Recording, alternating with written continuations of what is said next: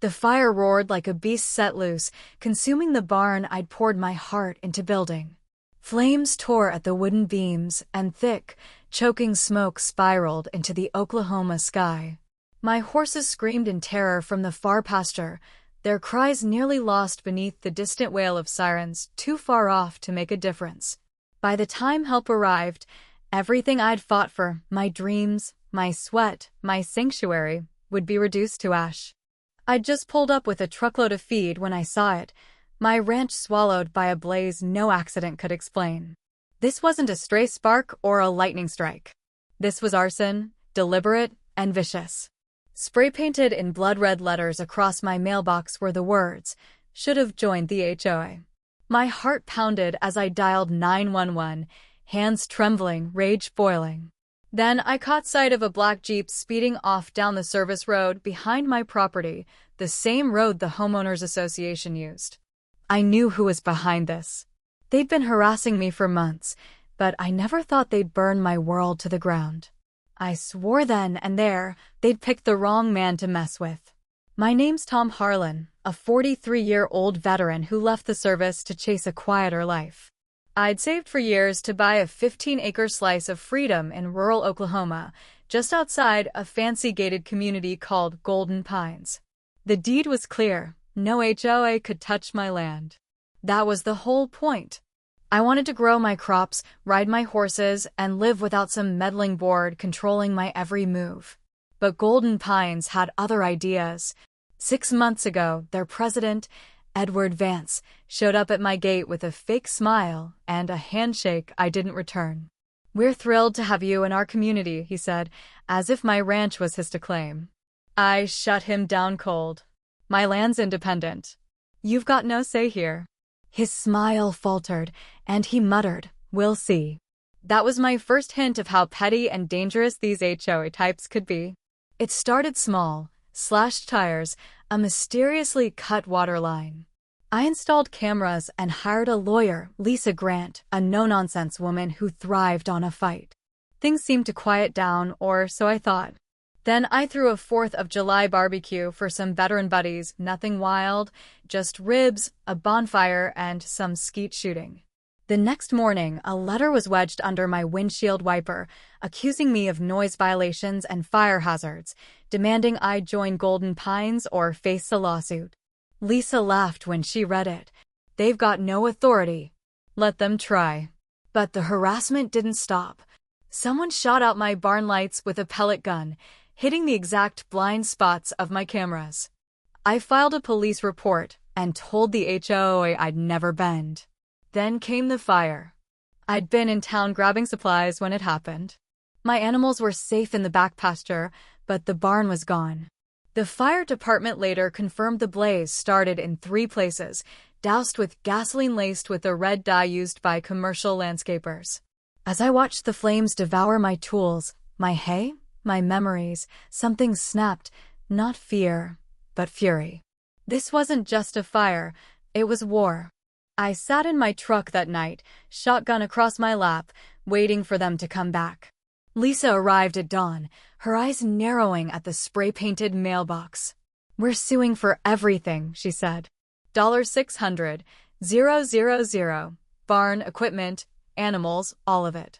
Then I spotted something in the ashes, a melted gas can with a Golden Pines landscaping sticker. Lisa crouched beside it, her voice low. "Tom, they were on your land." The fire chief took the evidence, muttering, "This is more than a fire." The HOA lawyered up fast. Edward Vance claimed I'd torched my own barn for insurance money, a lie, since I hadn't even finalized my policy. Lisa pounced on their mistake, filing a $600,000 suit for property damage, trespassing, and emotional distress. Meanwhile, the harassment escalated. A dead raccoon was nailed to my fence with "drop the case" or else scrawled on my house in red paint. A cinder block crashed through my window with a note, "This is your last." I upgraded my security, thermal cameras, motion alarms, and a 200-pound guard dog named Brutus. My veteran friends rallied, helping me rebuild what I could. One, a grizzled ex-Marine named Dave, handed me a generator and said, You fought for this country. Now we fight for you. The tide turned when Clara Reed, a former Golden Pines board member, contacted me anonymously. She'd quit when the HOA's plans turned sinister and leaked emails proving they wanted me gone. One read, "If he won't join, we'll make it impossible for him to stay." Another called my barn a blight on our perfect view. Clara's evidence was gold, but the HOA struck again, cutting my water line in the blistering Oklahoma heat. Then Lisa got a tip, an invoice from the day before the fire, billed to the HOA for fuel storage barrels. It was the smoking gun we needed. The drama peaked one night when my cameras caught two board members, Mark and Ellen, sneaking onto my property with a canister and blueprints, likely planning another fire. I turned the footage over to Deputy Lane, who watched it 3 times before saying, "They're coming for you again." Days later, a legal notice from the HOA demanded I drop the lawsuit and stop defaming them. I tore it up at a press conference in front of the charred barn, Brutus at my side. "We don't negotiate with criminals," I told the cameras, showing the world their threats. The story exploded online, fueling outrage in rancher forums and veteran groups. Then came the final twist. At 2:17 a.m., my alarms blared. A teenager, Caleb Holt, was crawling toward my shed with a Molotov cocktail, wearing a Golden Pines volunteer shirt. Brutus's growls and my floodlights sent him running, but the cameras caught his face. Caleb was the son of board member Roger Holt, who'd once screamed at a town hall that my ranch was trash. The kid confessed within hours, admitting the HOA paid him $500 to scare me, complete with texts and a map of my property. The sheriff opened a criminal investigation, and my civil suit gained teeth. A week before trial, a typed letter was nailed to my gate. "If you show up in court, you'll regret it. It'll be final." It wasn't just a threat, it was a promise to kill. I'd faced danger overseas, but this was my home, my peace, and they wanted to rip it away. Lisa doubled my security, and the sheriff stationed patrols at my ranch.